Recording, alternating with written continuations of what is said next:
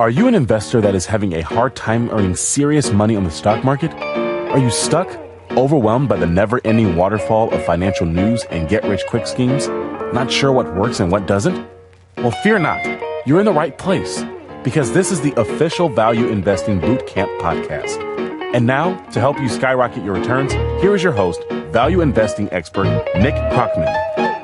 Hello everyone, welcome to the 10th episode of the Value Investing Bootcamp podcast. My name is Nick Krockman, I'm your host, and I'm very excited to be here with you again and very excited that you're tuning in. I hope you're enjoying the show so far. This podcast, again, it will be a limited edition podcast. Probably around 20 episodes, so this means that we're halfway through the process right now with this 10th episode. So I hope to share some more interesting content with you. If you have any suggestions for things that you want me to cover, you can always send a tweet to @valuesheet or an email to nick@valuespreadsheet.com.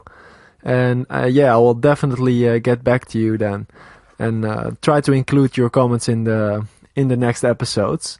So today what we'll cover is a very important, yet for some people very boring aspect of investing. We'll talk about financial statements.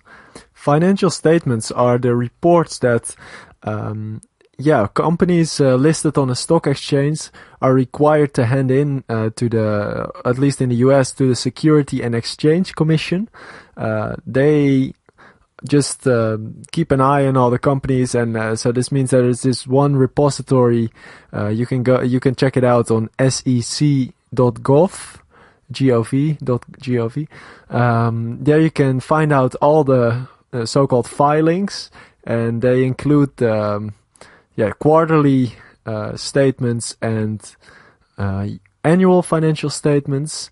So most companies are required to hand in their financial statements every quarter, and they just in those financial statements you can find what a company owns, what a company owes, and how much money it's generating, how much profit or how much losses.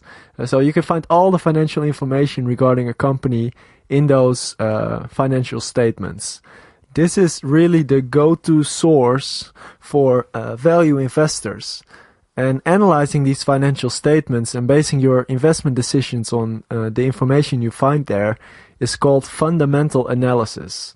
We talked in an earlier episode about technical analysis, which is using price charts to actually assess whether a company is a good buy or not.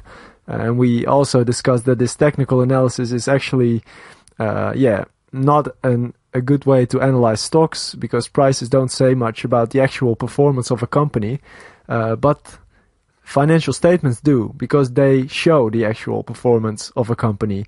That is not to say that the information in financial statements is 100% perfect, because there are these accounting rules and principles that just allow for some tinkering, and some things are a little bit subjective. It's all the best guess of an accountant, so to say. However, this is the best possible information we can get. We'll have to work with this. And so if you the things that a company has to report are its income statements, which lists all the income, the money it earned, and all the cost it made. Then you have the balance sheet, which shows all the assets and liabilities a company has. So how much possessions and how much debt and things like that, how many buildings, and you can all find it on the balance sheet. It's a very important financial statement. And another one is the cash flow statement, which shows the actual cash transactions that are happening. And this is very, very interesting and very important financial statement, because you can't really tinker that much with those cash transactions as you can with the reported earnings. Earnings can be manipulated in several ways to make them appear higher than they actually were. That is because because of the earlier stated accounting rules and principles. So when we have these financial statements, what are we looking for? I mean, what are value investors looking for? Well, we talked about the fact that value investors look for good companies selling at discount prices. Good companies are companies that are consistently profitable, that have a sustainable competitive advantage. So something which is not easy to copy by competitors. They have low debt levels, preferably, so they have enough cash to pay their obligations, to keep their company running and also growing. Those are just a few things you can look for, and there are several ways to do this. So you can also combine some of these numbers. So, for example, if you take the netto profit, the net profit that the company has earned, and you compare it to the amount of equity it has, so the amount of value or assets it has, you can calculate a ratio which is called the return on equity. So if you divide net income by shareholders' equity, you can find, with net income you can find it on the income statement, and shareholders' equity you find it on the balance sheet. If you divide net income by the shareholders' equity, you get the return on equity ratio. So what does this tell you? It actually tells you how efficient a company is with its assets. So how much money it earns on its equity investments. So if for example the net profit is, let's say, $100,000 and equity is $1 million, that means the return on equity is 10%.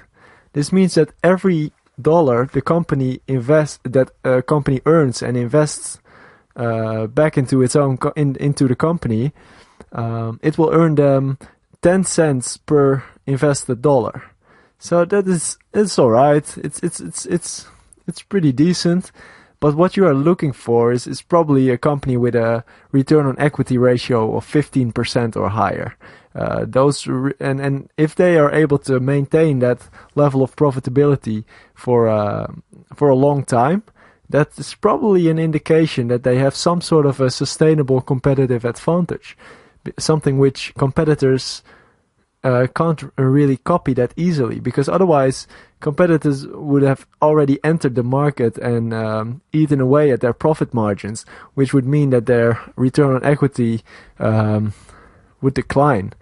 So if you find a company with a stable, consistently high return on equity, so for example 15% or higher, then it may be an interesting company to look at further. Another ratio which is interesting to look at is the debt to equity ratio. So you can take the amount of debt the company has on its balance sheet and then divide it by the shareholders' equity, and you get the you get the debt to equity ratio, which means you can see how much debt the company has in relationship to how much equity it has. I prefer companies with a debt to equity ratio of 0.5 or lower, because that means that they manage to fund their own growth instead of relying on external capital too much. Because if you have debt, you have interest that you have to pay, and this just costs you a lot of money. But I really strongly suggest, because these few minutes is not nearly enough to cover all there is to know about financial statements, and it is really an important part of the investment process to analyze those financial statements. So I suggest you pick up a book about it. The one I read and which I really recommend is a book called, very originally, Financial Statements by Robert Ittelson. You can look it up, on Amazon or something, and read through it. Very interesting stuff. You'll be a financial statements master at the end of that book. So pick that one up, read through it, and next episode we'll talk about shareholder-friendly management. Because if an idiot is running a company, no matter how good its product is, the company will not last. So we'll talk about that more in the next episode. So I'll see you there. If you enjoyed today's show, head over to valueinvestingbootcamp.com to find out more on how you can invest like the pros, manage your own portfolio with confidence, and consistently earn mind-boggling returns on the stock market.